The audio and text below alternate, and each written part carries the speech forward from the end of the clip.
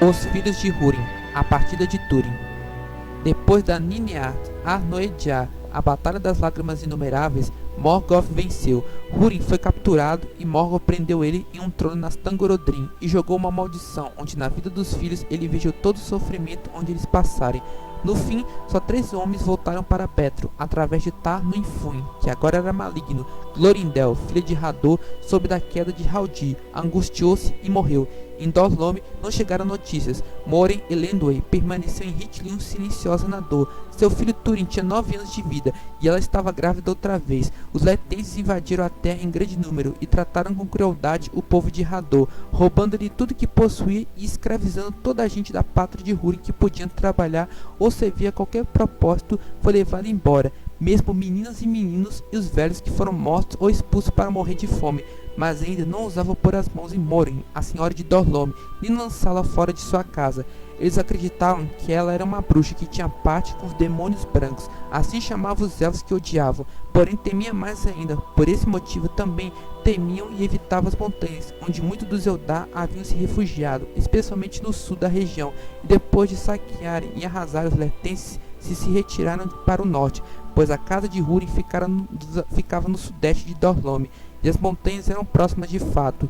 Nem Lalat decide uma nascente sob a sombra de Amon-Dart, que possui acima do dorso uma íngreme passagem, pois por ela os audaciosos podiam atravessar Azeret Etro e descer pelas fontes do Githlum até Beleriand, mas os letenses não sabiam disso, nem Morgoth ainda, pois toda aquela região, enquanto pendurou a casa de Fingolfin, estava a salvo dele, e nenhum dos seus serviçais jamais chegaria ali. Ele acreditava que Azeret Etro fosse uma muralha intransponível, tanto contra uma fuga do norte quanto contra um ataque do sul. Em verdade, não existia nenhuma outra passagem para que não tinha asas entre Serek e era muito a oeste, onde Dor-lómi fazia divisa com Nevarest. Assim ocorreu que, após as primeiras invasões, Moren foi deixando em paz, apesar de haver homens espreitando nos bosques em torno e de se arriscando, afastando-se demais sob o abrigo de Moren. Ainda estava Sador, o artesão de madeira, alguns homens e mulheres idosos, e Túrin, que ela mantinha encerrado no pátio, mas a propriedade de Húrin logo se deteriorou,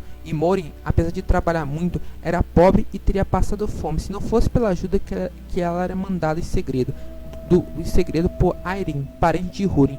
Aeryn secretamente ajudava Morwen. Broda, que era um lestense de Morgoth, se tornou senhor da casa de Hador e tomou como esposa Aeryn contra a vontade dela, não por escrava, pois havia poucas mulheres entre seus próprios seguidores e nenhuma se comparava às filhas dos Edain. Ele esperava adquirir um senhorio naquela região e ter um herdeiro para mantê-lo depois dele. Broda escravizou o povo de Hador, chamando eles de cabeças de palha. Ele mandou seus escravos construírem para ele um salão de madeira na terra do norte da casa de Húrin. No interior de uma paliçada, seus escravos eram arrebanhados com gado em um estábulo, porém mal vigiados, mas alguns estavam dispostos a ajudar a senhora de Dor-lómi e trazer notícias da terra em segredo para Moren, apesar de não ter muita esperança. Moren dizia pouco para seu filho Túrin, e ele temia romper o silêncio dela com perguntas. Túrin disse: "Quando meu pai voltará para expulsar esses ladrões feios, por que ele não vem?" Sua mãe disse: "Não sei, pode ser que tenha sido morto ou que esteja prisioneiro, ou então pode ser que tenha sido expulso para muito longe e ainda não consigo retornar passando pelos inimigos que nos cercam." Túrin disse: "Então acho que ele está morto." E diante de sua mãe, controlou as lágrimas e disse: "Pois ninguém poderia impedi-lo de voltar para nos ajudar se estivesse vivo." "Não creio que nenhuma dessas coisas seja verdade, meu filho," disse Moren. À medida que o tempo passava, o coração de Moren se estreitecia por seu filho Túrin, herdeiro de Dor-lómi e Lados, pois não havia para ele esperança maior do que se tornar escravo dos letenses em pouco tempo. Então ela se lembrou da conversa do seu marido Húrin, e outra vez ela pensou em enviar o seu filho para o reino de Thingol, em Dória, e por fim resolveu mandar Túrin em segredo, se pudesse, e rogar ao rei Thingol que lhe desse refúgio. E sentada a apoderar com isso, poderia ser feito, ouviu claramente em seu pensamento a voz de Húrin lhe dizer: "Vá depressa, não espere por mim." Mas o nascimento do bebê se aproximava, e o caminho seria duro e perigoso. Quanto mais pessoas fossem, menor seria a esperança de escapar, apesar de se dispor a deixar o seu filho ser criado nos salões de outro. Segundo o costume da época, ainda não rebaixava seu orgulho e a ponto de pedir esmolas, nem mesmo ao rei. Portanto, a voz de Húrin ou a lembrança de sua voz foi negada, e assim teceu o primeiro filamento do destino de Túrin. Avançou o outono do ano das lamentações, quando Morin tomou essa decisão. Então apressou-se, pois o tempo para a jornada era escasso, e ela temia que Túrin fosse apanhado caso ela esperasse passar o inverno. Havia letenses rodando em volta do jardim e espiando a casa, e assim ela disse subitamente a Túrin: teu pai não vem, portanto precisamos partir, e logo, e como ele desejaria. Partir? Surpreendeu-se Túrin. Aonde havemos de ir? Atravessar as montanhas? Morin disse. Sim, atravessar as montanhas, rumo ao sul, o sul polar, onde havia alguma esperança. Mas eu não disse nós, meu filho. Tu precisas partir, mas eu preciso ficar. Não posso ir sozinho, reclamou Túrin. Não te abandonarei. Por que não podemos ir juntos? Morin disse. Não posso partir, mas não irás sozinhos. Mandarei Gertron contigo, e Gritty também, quem sabe. Não mandarás Labadal? Perguntou Túrin. Não, pois Sador é coxo, explicou Morin, e o caminho será tortuoso. É visto que é meu filho e que passamos por dias difíceis. Não me direi palavras, poderá morrer no caminho. O ano está terminando, mas se ficares, sofrerá um fim pior. Ser feito escravo. Se quiser ser um homem quando atingires a idade de homem, farás como eu ordeno braviamente. Mas terei de deixar apenas com Sador, o Senhor Ragni e as velhas, protestou Túrin. Meu pai não disse que sou herdeiro de Hador. O herdeiro deve ficar na casa de Hador para defendê-la. Agora gostaria de ainda ter minha faca. O herdeiro deve ficar, porém não pode, falou Morin, mas poderia voltar algum dia. Agora, anime-te, eu irei atrás de si se as coisas piorarem se puder. Túrin disse. Mas como me encontrarás perdido no ermo? Indagou Túrin, e de repente seu coração traiu, e ele chorou abertamente. Se lamentares outras coisas, te encontrarão primeiro, assegurou Morin. Mas eu sei onde vais, e sei lá chegarás e lá ficarás. Lá te encontrarei caso possa ir, pois estou te enviando ao rei Thingol, em Dória. Não prefere ser hóspede de um rei a ser um escravo? Túrin disse. Não sei o que é um escravo. Estou te mandando para longe para que não tenhas de aprender isso, respondeu Morin. Então pôs Túrin diante de si e olhou nos olhos. É Túrin, Túrin, meu filho, confessou por fim. Não é duro apenas para ti. Nestes dias malignos é um peso para mim julgar o que é melhor fazer, mas faço que pense estar certo. Senão, por qual motivo havia de me separar de coisa mais preciosa que me resta? E não falaram mais nisso. E Túrin ficou aflito e confuso. Pela manhã foi procurar Sador, que estivera cortando gravetos pela lenha, o pouco que ainda tinha, pois não se atrevia a perambular pelos bosques. E Sador se apoiou na muleta e fitou a grande cadeira de Húrin, que jogada a um canto inacabado. Chegou a vez dela. Falou para si mesmo, pois só pode atender as necessidades mais simples nestes dias. Não quebres ainda, pediu Túrin. Talvez ele volte para casa, então gostaria de ver o que fizeste para ele enquanto estava longe. Falsas esperanças são mais perigosas que temos, falou Sador, e não aqui serão no inverno. Passou os dedos pelo entalhe da cadeira e suspirou.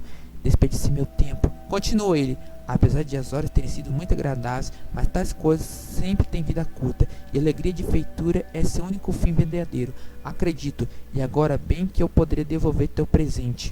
Túrin estendeu a mão, mas recolheu depressa seu presente. O homem não toma seu presente de volta, disse Sador, mas se for meu, não posso dá-lo a quem quiser. Perguntou Sador. Sim, respondeu Túrin. Algo quero exceto a mim, mas por que desejará dá-las? Não tenho esperança de usá-las para tarefas dignas, lamentou Sador. Não haverá trabalho para Labadal nos dias que virão, exceto o de escravo. Túrin quis saber o que é um escravo, e Sador contou tudo para Túrin sobre isso, e Túrin compreendeu. Por que minha mãe está me mandando para longe? Exclamou Túrin, e seus olhos se encheram de lágrimas. Ah, disse Sador, e resmungou consigo, mas por que demorou tanto? Então, devolvendo-se para Túrin, falou. Isso não me parece uma notícia digna de lágrimas, mas não deves falar em voz alta sobre o conselho de tua mãe, nem a Labadal, nem a ninguém. Nos dias de hoje, todas as paredes secam têm ouvidos, e os ouvidos que não crescem em belas cabeças. Túrin falou. Mas preciso falar com alguém, sempre te contei as coisas, não quero abandonar esta casa, nem minha mãe. Sador explicou, mas se não fizer isso, logo a casa de Hador estará acabada para sempre, como agora deves compreender. Labadal não quer que vás, mas Sador, serviçal de Húrin, estará mais feliz quando o filho de Húrin estiver longe do alcance dos letenses. Bem, não há outro jeito, precisamos dizer adeus, e agora não aceitas minha faca como um presente de despedida. Túrin disse para Labadal que sua mãe vai enviá-la para o reino de Thingol. Então Túrin chorou, mas Sador lhe disse, ora, onde está o filho de Húrin? Pois não faz muito tempo que eu ouvi dizendo, partirei como soldado de um rei élfico assim que for capaz. Então Túrin conteve as lágrimas e disse, muito bem, se forem essas palavras do filho de Húrin, ele precisa mantê-las e partir. Mas sempre que eu digo que farei isso ou aquilo, tudo parece muito diferente quando chega a hora. Agora estou relutante. Preciso me cuidar quando não voltar a dizer tais coisas. Túrin preparou suas coisas para a viagem e deu adeus à sua mãe e partiu em segredo com 2 companheiros. Mas quando disseram a Túrin que se voltasse e olhasse para a casa do seu pai, a angústia do parto o atingiu com uma espada e ele exclamou: Moray, Moray, quando eu te ver outra vez. Moray, de pé na soleira, ouviu o eco desse grito nos morros cobertos de árvores e agarrou-se ao batente da porta até ferir os dedos. Esse foi o primeiro desgosto de Túrin. No início do ano de 473 da Primeira Era e após a partida de Túrin, a sua mãe Moren dá luz a uma menina e deu o nome para ela de Nienor, que significa prato. Mas Túrin estava longe quando ela nasceu e ele estava acompanhado por guias. Geltron e Githrin, mesmo velhos, eram valorosos e conheciam bem as terras. Assim, por destino e coragem, atravessaram as montanhas sombrias e desceram ao vale do Sirion, penetrando a floresta de Betro, e por fim, exaustos e farrapados, alcançaram os confins de Doriath. No entanto, ficaram desorientados, enrendando-se no labirinto da rainha e vagando perdidos entre as árvores, sem trilha, até que suas provisões estiveram todas esgotadas.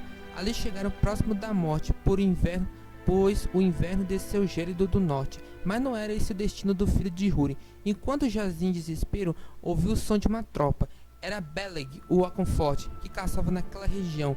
Ele ouviu os gritos dos viajantes e foi até eles, e depois de lhe dar comida e bebida, ficou sabendo de seus nomes e de onde vinham, enchendo-se de admiração e pena. Ele olhou com apreço para Túrin, pois este tinha a beleza de sua mãe e os olhos do pai, e era robusto e forte. Que obsequia o desejo do rei Thingol? Perguntou Beleg ao menino, e Túrin respondeu: Desejo ser um cavaleiro para sair contra Morgoth e vingar meu pai. Respondeu Túrin: Isso pode acontecer quando os anos te fortalecerem, afirmou Beleg, pois tu, apesar de ainda pequeno, tens a substância de um homem valoroso, digno de ser filho de Húrin, o resoluto, caso isso fosse possível, pois o nome de seu pai, Húrin, era honrado em todas as terras dos elfos. Assim, Beleg tornou-se de bom grado o guia dos andarilhos e levou a uma choupana onde vivia com outros caçadores, e lá foram alojados enquanto o mensageiro ia até Menegroth. E quando voltou com a notícia de que Thingol e Melia receberiam o filho de Húrin e seus guardiões, Beleg os levou por vias secretas até o reino oculto, e assim Túrin chegou à grande ponte sobre o Esganduin e atravessou os portões do salão de Thingol. Ele fitou as maravilhas de Menegroth. Geltron pronunciou a mensagem de Moren diante de Thingol e Melia, e Thingol se recebeu amavelmente, pondo Túrin em seu joelho em honra de Húrin, o mais poderoso dos homens, e de seu parente Beren.